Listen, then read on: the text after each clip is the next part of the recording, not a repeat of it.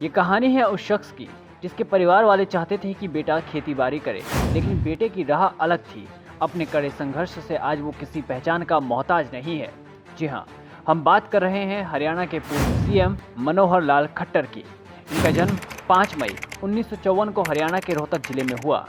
पिता हरबंस लाल और माता शांति देवी है। मनोहर लाल ने अपनी शुरुआती पढ़ाई पंडित नेकी शर्मा गवर्नमेंट कॉलेज से की। बाद में दिल्ली आके डीयू से ग्रेजुएशन की डिग्री।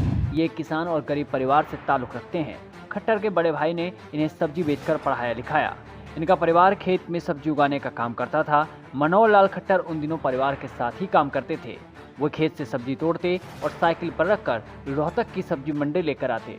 फिर मंडी में सब्जी पहुंचाने के बाद ही स्कूल जाते। खट्टर का जीवन बहुत ही संघर्षमय था। खट्टर डॉक्टर बनना चाहते थे, लेकिन इनके पिता बेटे को व्यापारी बनाना चाहते थे। तो 10वीं पास करने के बाद मनोहर लाल ने दिल्ली के सदर बाजार में कपड़े की दुकान चलाना शुरू कर दिया। दिल्ली में रहकर खट्टर दिल्ली विश्वविद्यालय से पढ़ाई करने लगे। पढ़ाई के वक्त ही साल 1977 में खट्टर सिर्फ 24 साल की उम्र में आरएसएस से जुड़ गए और संघ के प्रचारक के तौर पर 14 साल तक काम किया। ये संघ के नियमों का कड़ाई से पालन करते थे और अपने जीवन को देश के लिए लगाना चाहते थे। देश प्रेम की भावना की वजह से इन्होंने शादी न करने का भी संकल्प लिया। आरएसएस से जुड़ने के 14 साल बाद 1994 में बीजेपी में शामिल हो गए। पार्टी से जुड़ते ही खट्टर को हरियाणा का प्रदेश महासचिव बना दिया गया और ये बीजेपी से हरियाणा में लगातार आगे बढ़ते रहे, अपनी राजनीतिक पहचान बढ़ाते रहे।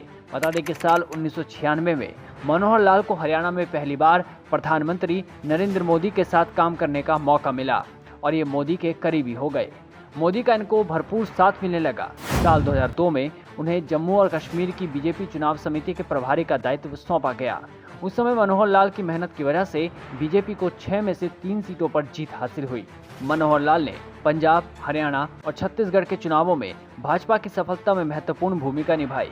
साल 2004 में इन्हें दिल्ली और राजस्थान समेत 12 राज्यों का प्रभारी बनाया गया। हालांकि साल 2014 तक खट्टर हरियाणा के बीजेपी प्रदेश महासचिव रहने के बाद जनता के बीच लोकप्रिय होने लगे, तो लोकसभा चुनाव के लिए इनको पार्टी चुनाव अभियान का अध्यक्ष बना दिया।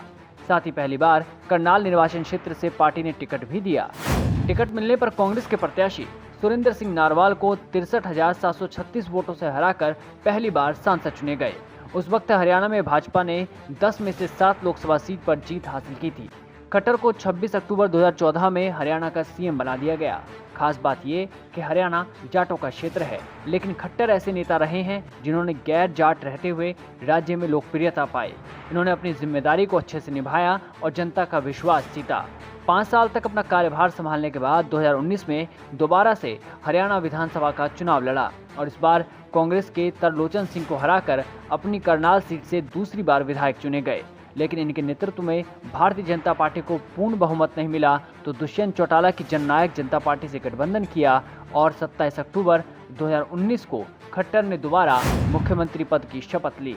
लेकिन 2024 में मनोहर लाल खट्टर ने हरियाणा के मुख्यमंत्री पद से इस्तीफा दे दिया। दरअसल कुछ दिन पहले बीजेपी का जेजेपी के साथ लोकसभा गठबंधन में सीट शेयरिंग को लेकर मतभेद चल रहा था, जिसकी वजह से खट्टर ने सीएम की कुर्सी छोड़ दी। इसके बाद भाजपा ने नायब सिंह सैनी को सीएम बना दिया और खट्टर को करनाल लोकसभा सीट से टिकट दिया था, जिसमें मनोहर लाल को 7,39,285 वोट मिले थे, तो वहीं उनके सामने कांग्रेस के प्रत्याशी दिव्यांशु बुद्धिराजा को 5,06,708 वोट मिले थे। 2,32,577 वोटों से जीतकर खट्टर ने जीत को बरकरार रखा। इनकी संपत्ति के बारे में बात करें तो वो कुल 61,29,952 रुपए की है। इसके अलावा खेती वाली जमीन की कीमत लगभग 50 लाख रुपए है। तो ये थी मनोहर लाल खट्टर की कहानी। ऐसी और वीडियो के लिए हरियाणा पंचायत को फॉलो जरूर करें। धन्यवाद।